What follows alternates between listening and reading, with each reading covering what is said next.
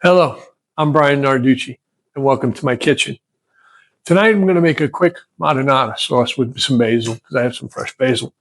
But this was always something that if you came home late, or if somebody came over and they were hungry, my mother would whip up.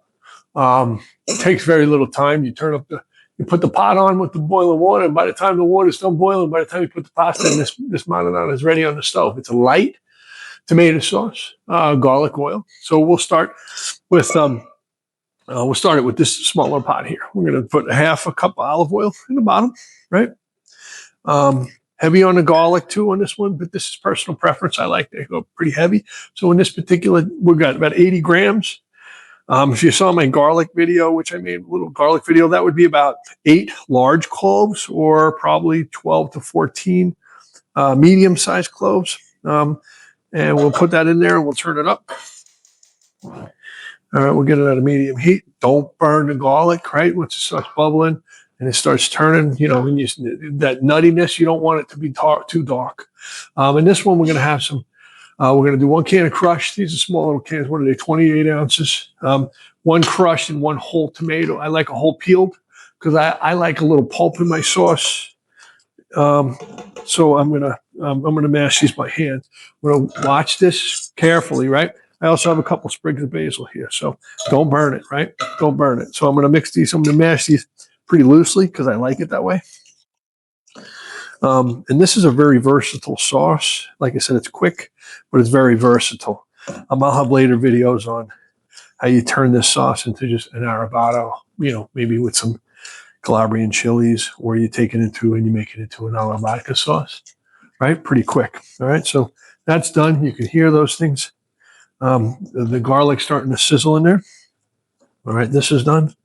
So let's take off this glove. It's mashed. All right. All right, we're ready to go here. Let's get more in here.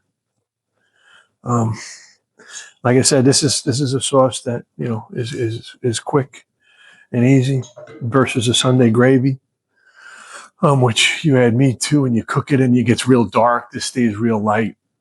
The reason why I'm using muti tomatoes is just because I like not having an opener. I can't use a can opener. I got pull tabs. But you could use any good quality tomato. All right, so we get the nice. We're starting to see some of these brown up pretty good.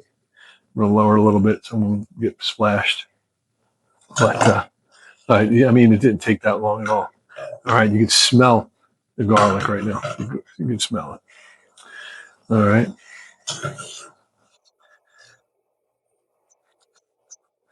Now they're all starting to turn a little brown.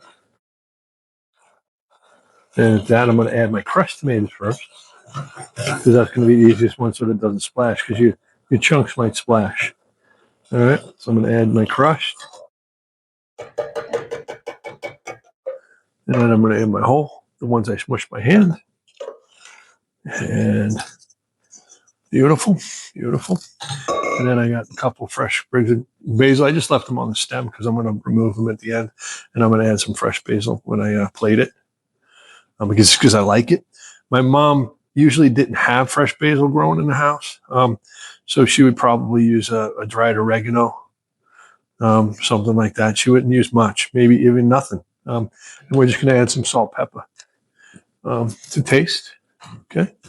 I like these particular grinders. I got them on Amazon. Pepper, and I use a pink Himalayan sea salt in here. But that's it.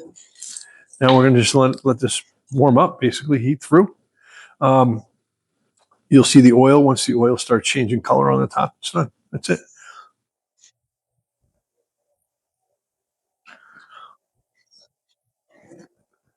I do like to, you have a lot of remnants in the cans. I like to rinse out, I like to get all the tomatoes out. I don't know, just me. So I add about a cup of water into one of the cans, and I squish it around like a quarter can, and I put it into the other cans, and I squish them up, and then I put it in my bowl. So I get all the good tomato-ness out of there. Adds a little more liquid to your sauce, but it's okay. All right. And like I said, we're just going to heat this through. And about the same time when this is heated through, The pasta water should be boiling. And you can just leave it on the stove, turn it down a little bit, put the pasta in. 12 minutes later, you're eating. And obviously, we would probably I'm going to top this with some pecorino romano. I'm going to pull those basil leaves out. I'm going to top this with some pecorino romano when I plate it. And so I'm going to julienne some fresh basil because I like it. So you do what you like. And, if you like this video, give me a like. If you like to see more of these, subscribe. And I'll see you next time from my kitchen to yours. Ciao.